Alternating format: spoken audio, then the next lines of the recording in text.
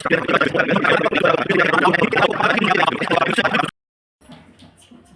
श्री राम। कैसे हैं सभी को मेरा सादर प्रणाम। नरकों में आप वीडियो बहुत सारी देखते हैं, रील देख रहे हैं, मगर ये ज्ञानवर्धक बातें आप जरूर देखें, जिससे हमारा भविष्य, जिससे हमारा जन्म हुआ है, जन्म के बाद क्या होता है, यह संपूर्ण जानकारी संक्षिप्त में आपको मैं देने जा रहा हूँ। नरकों का स्वरूप, नरकों में प्राप्त होने वाली विविध यातनाएं तथा नरक में गिरने वाले कर्म एवं जीव की शुभ गति, क्या कैसे हम नरक में जाते हैं, क्या हमारे कर्म होते हैं, यह महत्वपूर्ण होता है।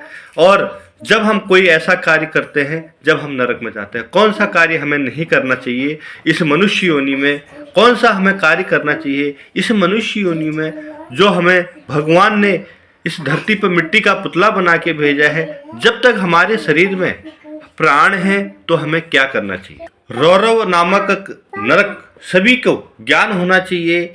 झूठी गवाही देने वाला, झूठ बोलने वाला व्यक्ति रौरव नामक नरक में जाता है।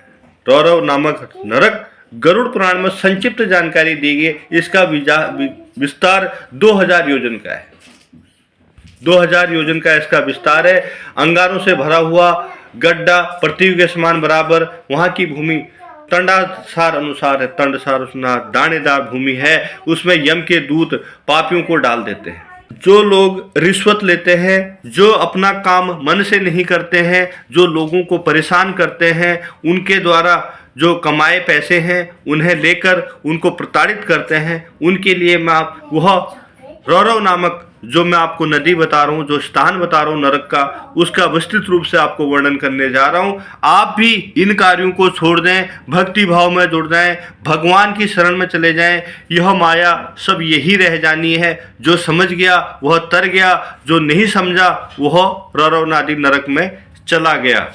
जब यमराज के दूत वहाँ पर उनको ले जाते हैं तो वहाँ जलते अंगारों में लोहे के रोड से उस प्राणी को, उस आत्मा को ऐसा दंड दिया जाता है कि वह रात रात भर उठकर अपने उल्टे पांव चलता है और 1000 योजन नरक का विस्तार पार करना उसके लिए मुश्किल हो जाता है। उसे तब तक तड़पाया जाता है जब तक दूसरे के आंसू निकलते थे, जब उसने दूसरों का पैसा हनन करा था, दूसरों की गरीबी का मजाक उड़ाया था, दूसरे के जो को कष्ट दिए थे, तब तक वहाँ पर नरक में उसको यातनाएं दी जाती हैं। और पापी के इस दंड को, इस पाप को, इस दंड को सबसे बड़ा दंड माना गया है। गरुड़ पुराण में कहा गया, विष्णु भगवान ने गरुड़ को एक ही बात बताई, आप किसी का कार्य कर रहे हैं, आप किसी के साथ छल कर रहे हैं, आप किसी का पैसा खा रहे हैं गलत तरीके से, तो वह सबसे बड़ा दंड है।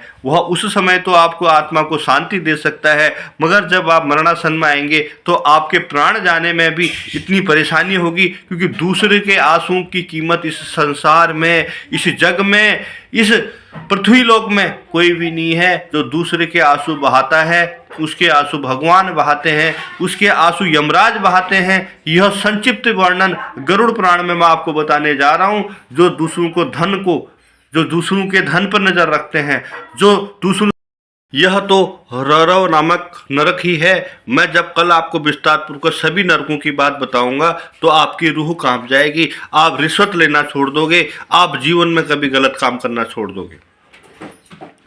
जब आदमी स्वस्थ होता है, जब उसके शरीर में खून होता है, जब वो युवा होता है, जब वह जोश में होता है, यह सारे कार्य कर बैठता है।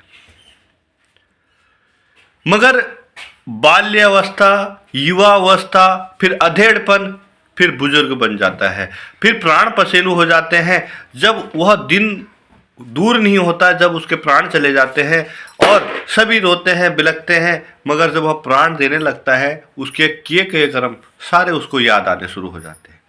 इसलिए अच्छे कर्म करें, जीवन में सदैव अच्छे लोगों की संगत में रहें।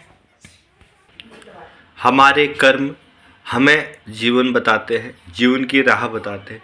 गरुड़ पुराण में जो लोग रिश्वत लेते हैं, जो दूसरों को कष्ट पहुंचाते हैं, नुकसान पहुंचाते हैं, उनके द्वारा दिया गया धन से अपनी ऐश करते हैं, मौज करते हैं, उनकी मौज मैंने आपको दोबारा बताया वहाँ होती है जहाँ रूह कहा जाती है। जलते अंगारों में जब यमदूत के प्राण देव प्राण लेकर चलते हैं तो उन्हें जलते अंगारों में डाला जाता है, उन कंगालों में जाना जाता है, वहाँ डाला जाता है जहाँ हम सोच भी नहीं सकते। लोहे के छड़ों से, गर्म लोहे से छड़ों से पिटाई की जाती है। इसलिए हमें सदैव अच्छे कार्य करने चाहिए। जीवन में खुशी, जीवन में संक्षेप रहना है तो जीवन का सार समझें, अच्छे लोगों के शरण में जाएं, अच्छे लोगों के साथ जाएं, जीवन को धन्य बनाएं। माटी का पुतला है, यहीं रह जाना है। संकट में जब भी है प्रभु का ही सिमरन करें, तो श्री राम जी का सिमरन करें और प्रभु का सिमरन करते हैं तो सारे संकट कष्ट दूर होते हैं। इसलिए सदैव अच्छे कार्य करें। जीवन आपका कुछ पल का है, इस पल को हम ऐसे ही जाया ना करने दें। जय श्री राम। हर हर महादेव। विष्णु भगवान जी की सदैव जय हो। गरुड़ पुराण के बताए गए मार्गों पर चलकर जीवन में कुछ नया करें। जय श्री राम।